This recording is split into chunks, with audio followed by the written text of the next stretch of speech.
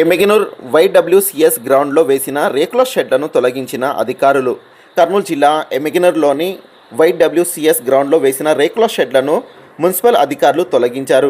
గతంలో వైసీపీ హయాంలో వేసిన ఈ రేకుల షెడ్లపై టీడీపీ ఎలా అనుమతులు ఇస్తుందంటూ రాద్ధాంతం చేసింది. అయితే అప్పటి మున్సిపల్ కమిషనర్ గ్రౌండ్ మున్సిపల్ పరిధిలో వస్తుందని, అది సొసైటీ స్థలం కాదని షెడ్లను తొలగించాలని చెప్పిన సొసైటీ అధికారులు అది సొసైటీ స్థలం అని బాడుగకు ఇవ్వండంటూ అలాగే వ్యాపారులు ప్రారంభించారు. అయితే మున్సిపల్ అధికారులు కోర్టులో మున్సిపల్ ఓపెన్ సైట్ కింద ఈ స్థలం వస్తుందని కేసు వేయడంతో వాటిని తొలగించాలని కోర్టు నుండి తీర్పు రావడంతో నేడు మున్సిపల్ కమిషనర్ గంగిరెడ్డి ఆధ్వర్యంలో షెడ్లను తొలగించారు. తమకు ఎటువంటి నోటీసులు కూడా ఇవ్వకుండా ఎలా తొలగిస్తారంటూ షెడ్ల యజమానులు అధికారులతో వాగ్వివాదానికి దిగారు.